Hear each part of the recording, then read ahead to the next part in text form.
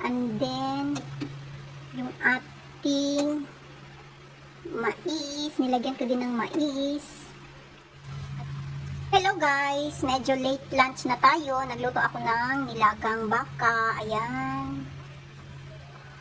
So, sarap na talagang kumain guys na may sabaw-sabaw. So, ayan lang guys. Simple lang yung sabaw. Nilagyan ko lang ito ng ayan. May banana siya. And then, yung ating mais. Nilagyan ko din ng mais. At saka cabbage. Then, may potato din ako nilagay dito guys. Yung ating beef cubes. Ayan, ganito lang na beef guys ang ginawa kong sabaw. Yung ganitong beef. Yung may mga litid-litid na kasama. And then, yung patatas. Hindi ko makita kung saan na yung patatas.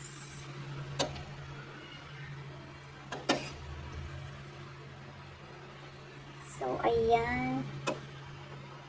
Yung patatas natin is nasa ilalim.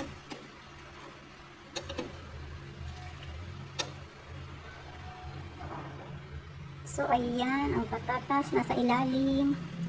So, ayan lang guys. Ayan. So, kasi ang sarap pumigop ng sabaw.